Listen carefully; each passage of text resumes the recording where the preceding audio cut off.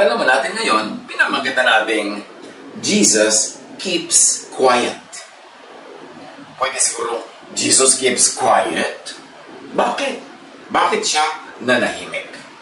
Mark 14:55. Ang mga punong pari at ang buong kataas-taasang kapulungan ng mga Hudyo ay naghanap ng maipaparatang kay Jesus upang siya'y maipapatay. Ngunit wala silang makita. So alam natin agad, there would be no objective trial. Nililigtas si Jesus. The court was looking for evidences to condemn him. They were not looking for truth. So yung sinasabing lutong Macau na to, yung alam na ang result. Alam na natin kung saan pupunta ang usapan. So, nanahimik na lang si Jesus. The priest and the other religious leaders had already decided long ago to kill Jesus. Bago pa nila nadakip, Matthew 12:14. But the Pharisees went out and plotted how they might kill Jesus. Malaking tinik talaga sa lalamunan nila si Jesus. Kasi maraming itinuturo sa tao na nagpapalaya sa tao mula sa kontrol ng templo, mula sa kontrol ng tradisyon, mula sa pagpapahirap ng loob ng law, na siyang kinakatawan nitong mga priest na ito, at si Jesus naman ang mga tao ay pinapalaya, siyempre, on collision course yan.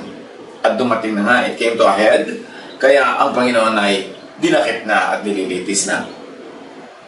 John 7:1. Pagkatapos ito inilibot ni Jesus ang Galilea, iniiwasan niya ang Judea dahil nais siyang patayin ng mga pinuno ng mga Hudyo doon. Yung Judea, nandun ang Jerusalem, nandun ang temple, yun ang iniiwasan ni Jesus. Kasi hostile talaga sa kanya, yung mga religious leaders.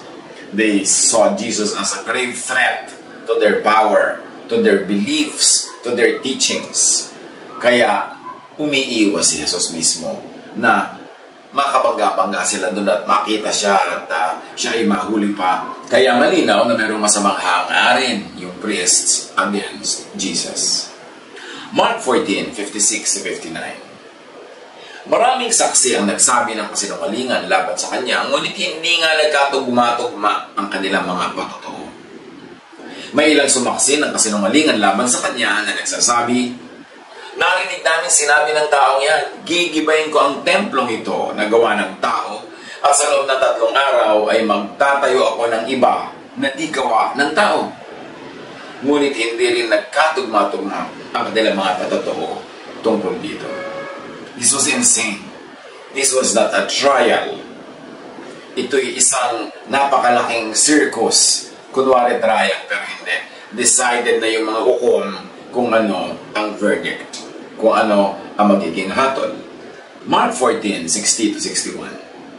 Tumayo ang pinakapunong pari sa harap ng kapulungan at tinanong si Jesus, wala ka bang isasagot sa paratang nila sa iyo?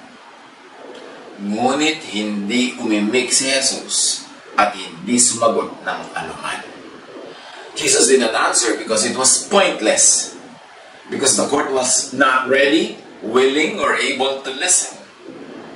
Because his words would only be maligned, twisted, and then used against him.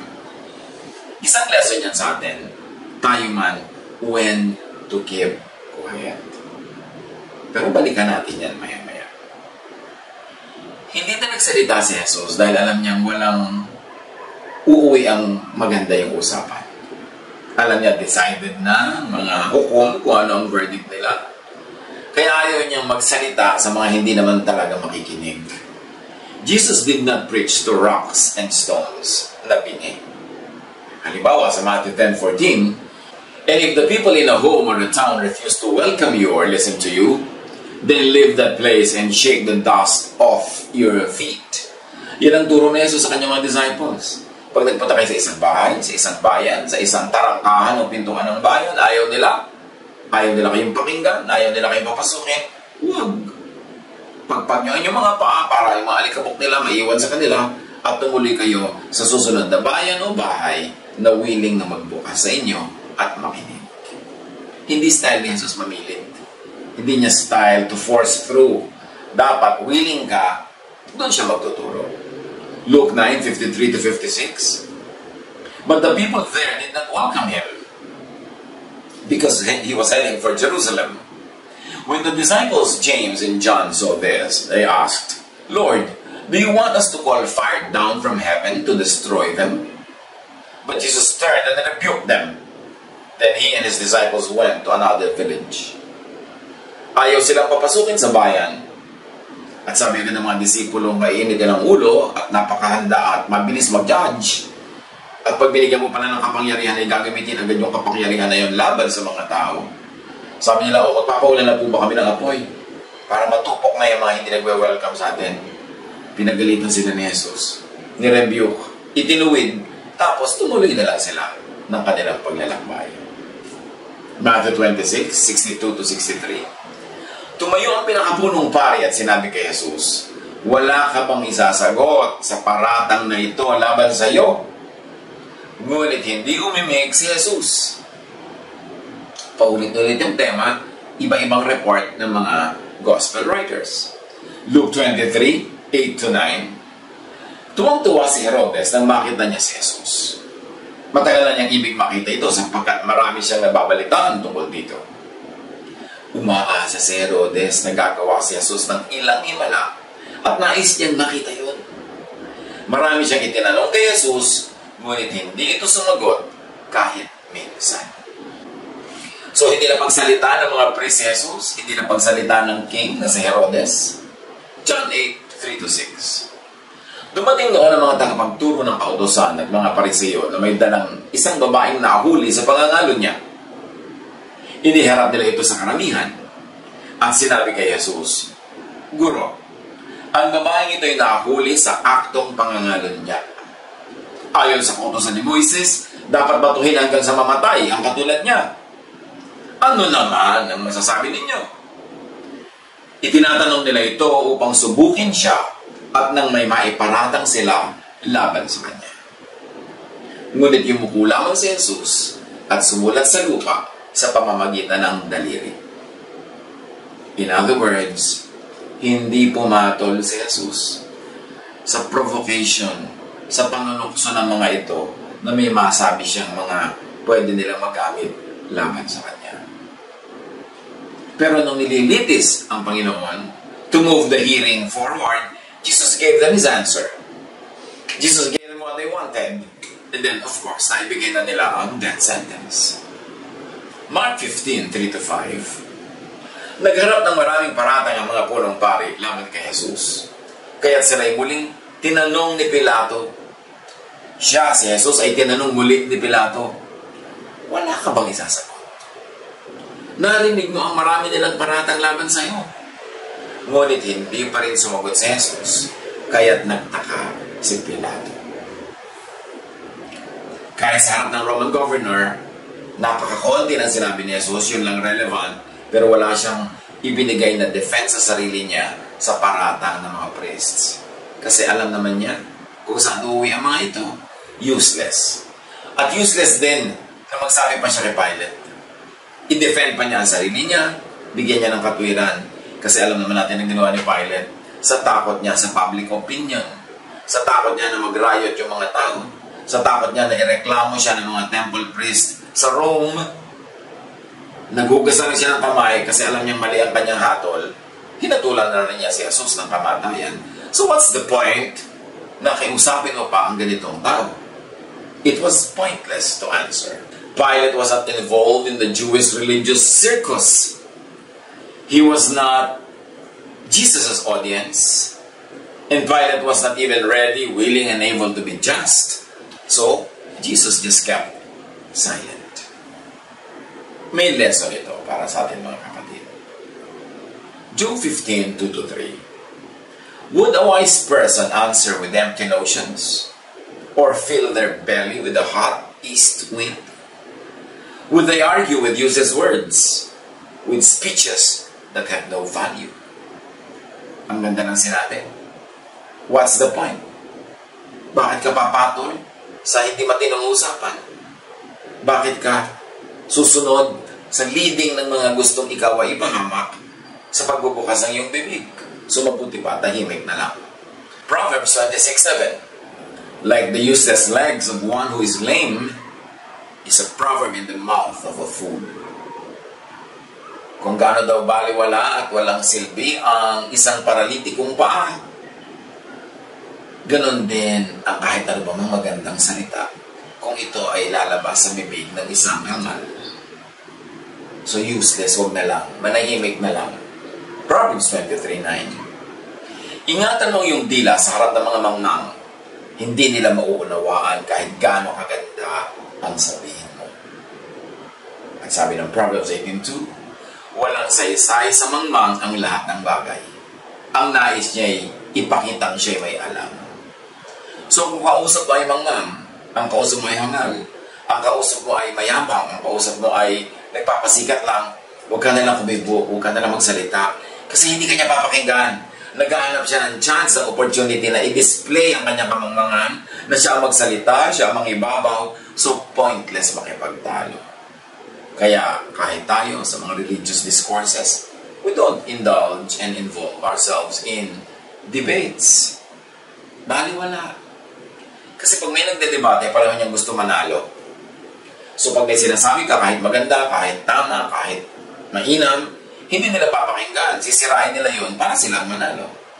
O kaya hindi naman talaga sila nakikinig, nag-aabang lang ng pagkakataong maagaw nila yung mic at makapagsalita sila. Maagaw nila yung space para yung bibig nila ay maisingit nila sa ere. So useless, don't speak. Ganon din yung mga mag-asawa nag-aaway. Bunganga ng bunganga yung isa, bunganga ka rin ng bunganga. Wala mangyayari. Wala naman nakikinig kundi kapitbahay. Lalo pag lockdown, quarantine, nag-away pa kayo, tapos may ding-ding dyan sa kabilang kapitbahay nyo na pala. Walang nakikinig sa inyong dalawang nagtatalo, ang nakikinig, neighbor. So, importante, manahimik na lang kung hindi handa makinig ang kausap. Ecclesiastes 9:17, the quiet words of the wise are more to be heeded than the shouts of a ruler of fools.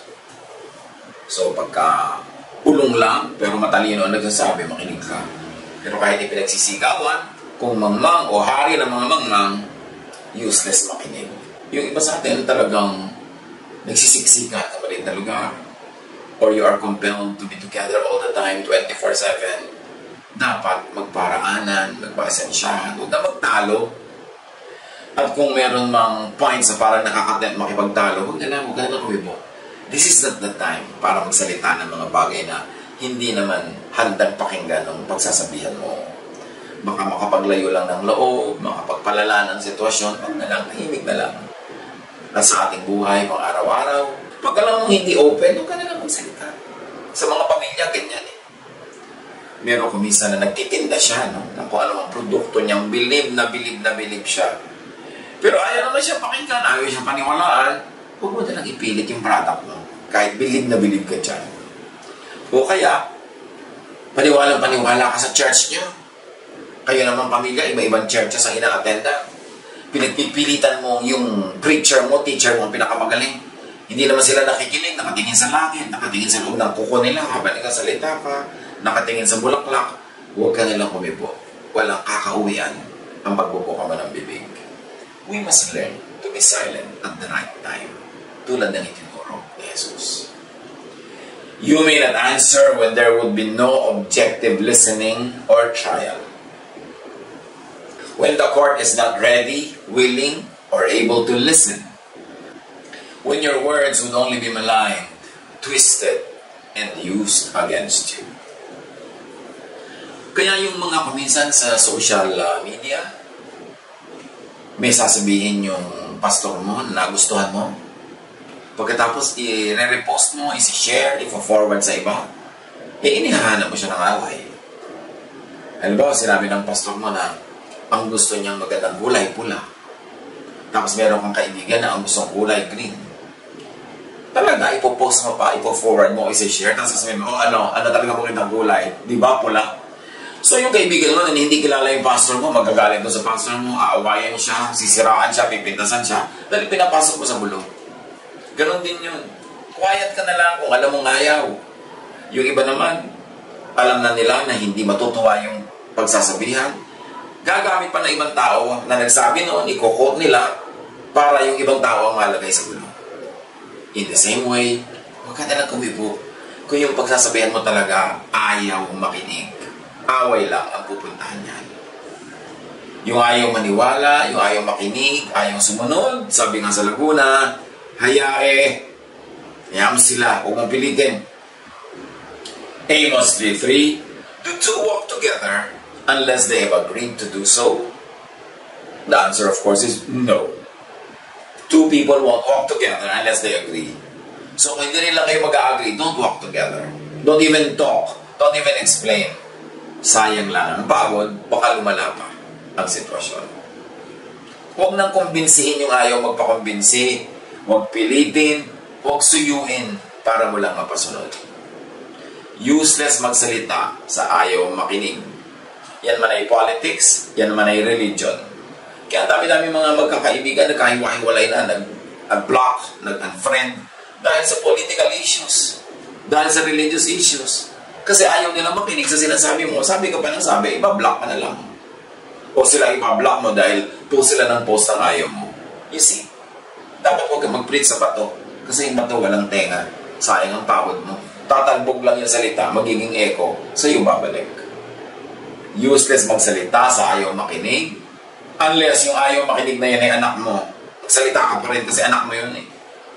O kaya sakop mo, empleyado mo, worker mo, ayaw makinig, may dapat silang makinig. Kung ikaw yung manager, ikaw yung supervisor, ikaw yung nakakatanda, ikaw yung magulang, dapat sila makinig kahit ayaw nila makinig. Ibang usapan yun. Hindi pwedeng, ayaw makinig, huwag na lang. Marami mga magulang, ganyan ngayon eh. Pag ayaw pakinggan ng anak, hindi na lang kumikimbo. Ikaw ang magulang, hindi ka kabarkada, hindi ka kaibigan, kagulang ka. So magsalita ka pa rin. At yung mga subordinates, mga anak, dapat makinig kayo pag pinasasabihan kayo ng nakakatanda o nakakataas. Importante yun. Pero tulad ng example ni Jesus, napatunayan sa maraming instances, speech is silver, silence is gold. So matuto rin tayong manahimik. Lalo ngayon sa lockdown, lalo sa quarantine. Baka naman merong member dyan ng family na sobrang ayaw pa rin tumigil ang kabubunganga. Wala nang choice yung mga tao. Kung di matinig ka, torture na torture niya, baka lumabas na lang. No, hindi bali ng mahawa ng mga mikrobyo. Makatakas lang sa pagbubunganga ng isang kasama sa bahay. Please, preno, matuto mula kay Jesus. Be silent. Pagpahingahin ang tenga ng ating kapwa. Kahit pa nga naniniwala tayong punong-puno tayo ng karunungan, nag-uumapaw tayo ng wisdom, there's also time to be silent. And there's a time to speak. God bless all of us.